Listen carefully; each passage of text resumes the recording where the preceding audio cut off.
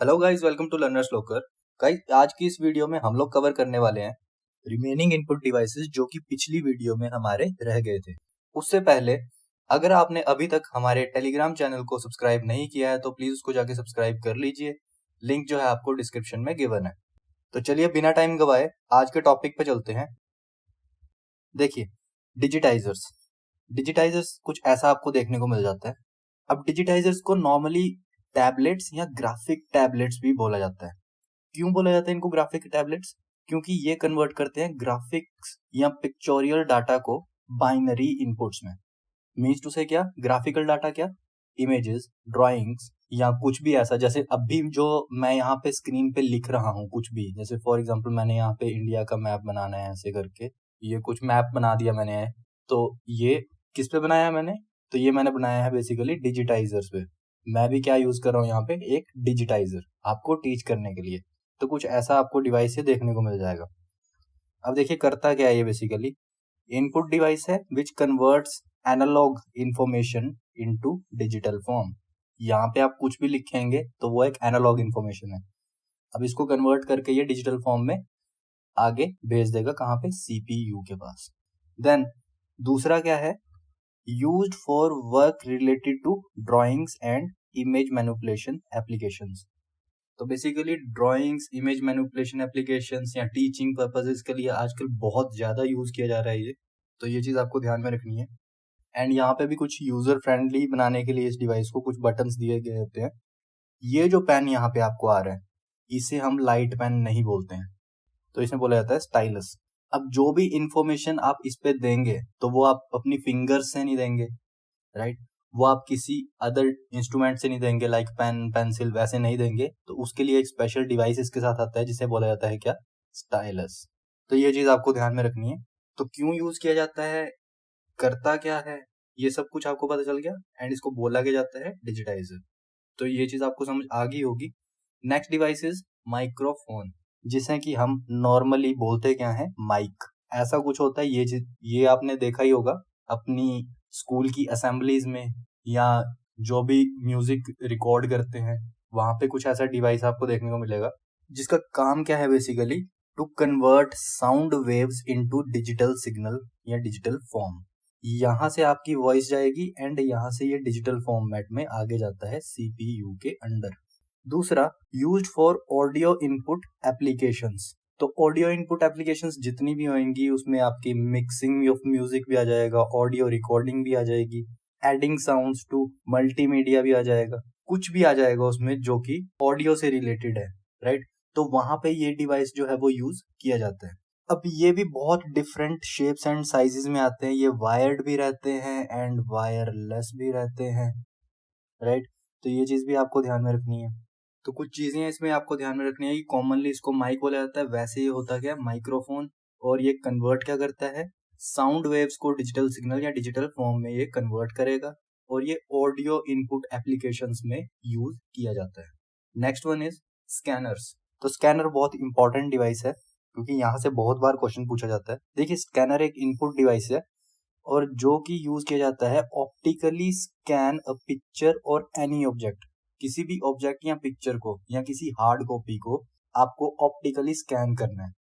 जैसे for example एक document है मेरे पास, उसको मैं इस स्क्रीन पे रख के इस फ्लैप को बंद करके स्कैन करूंगा तो वो जो है, जो डिजिटल कॉपी होगी उसकी, वो यहाँ से सीपीयू के अंदर जाके प्रोसेस होके मेरे को मेरे आउटपुट डिवाइस जो कि है क्या, स्क्रीन, उस पे डिस्प्ले हो जाएगी, राइट?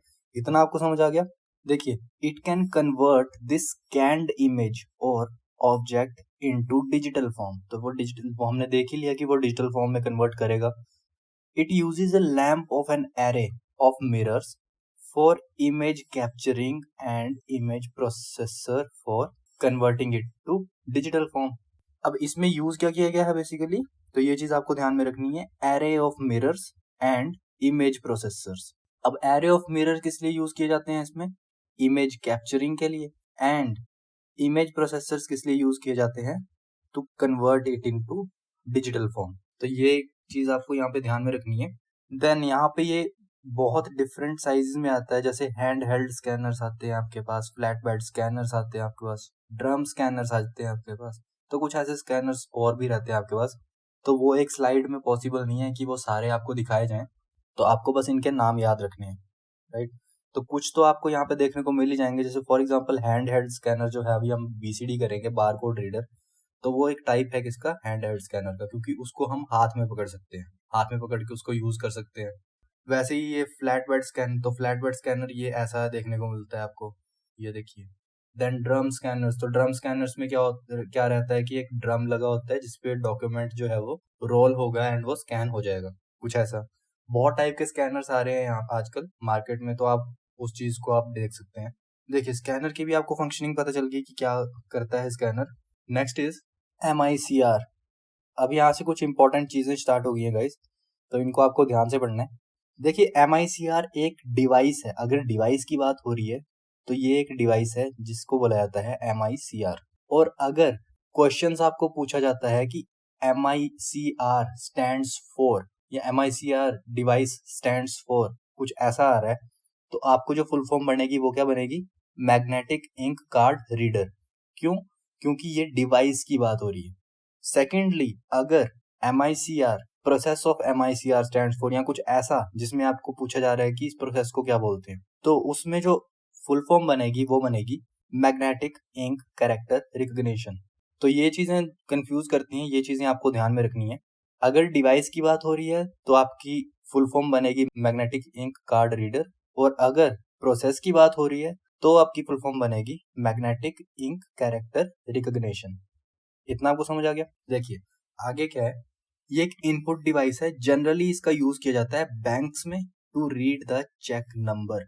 अब देखिए एक स्पेशल टाइप की इंक रहती है जिससे कि बैंक के चेक नंबर्स जो है वो लिखे जाते हैं, कुछ ऐसे आपको देखने को मिल जाएंगे। ये देखो ये येलो बॉक्स के अंदर है ना, तो ये एक स्पेशल इंक है जिससे कि ये नंबर्स लिखे गए हैं, राइट।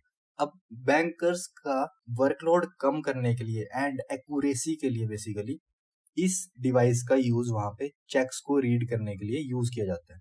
अब जो इंक रहती है वो किसकी होती है, बेसिकली एक स्पेशल टाइप की इंक रहती है जिसमें कि मैग्नेटिक पार्टिकल्स होते हैं जो कि मशीन रीडेबल रहते हैं।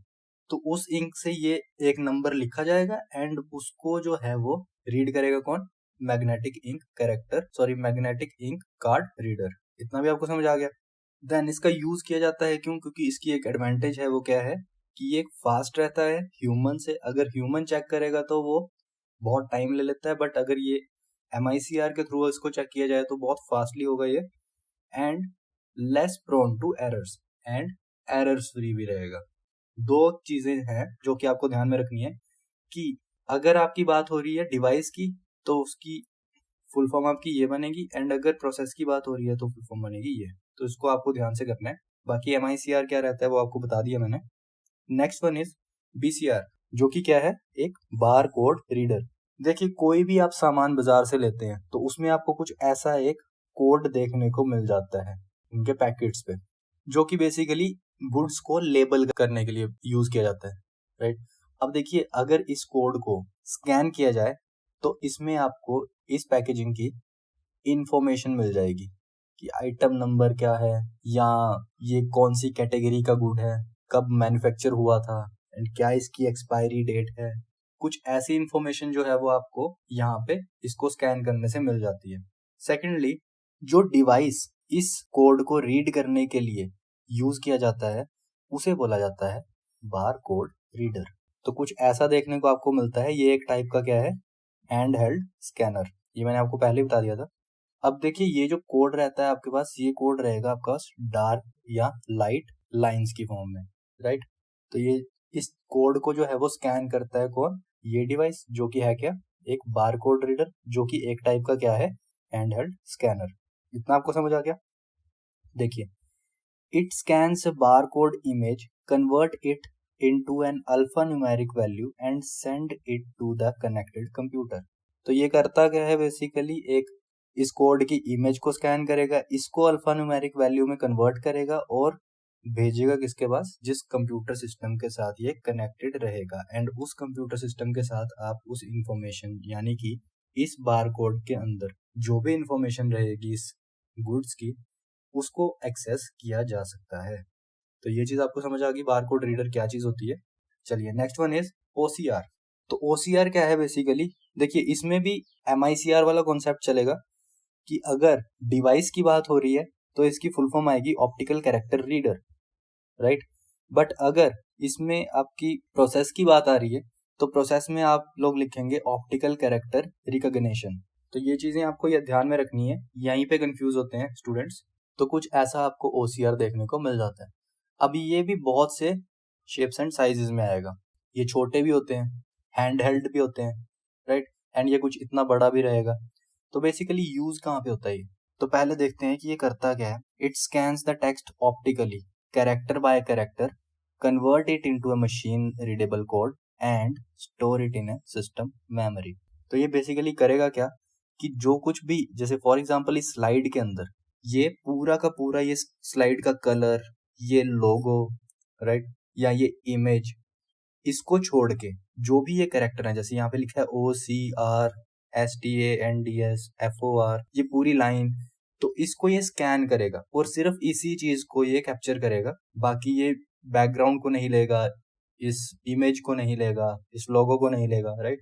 इस चीज को स्कैन करके इसको मशीन रीडेबल कोड के थ्रू ये कंप्यूटर मेमोरी में भेज देगा CPU के पास प्रोसेस होने के लिए, एंड बाद में उस चीज को हम कहीं पे भी यूज कर सकते हैं टेक्स्ट को।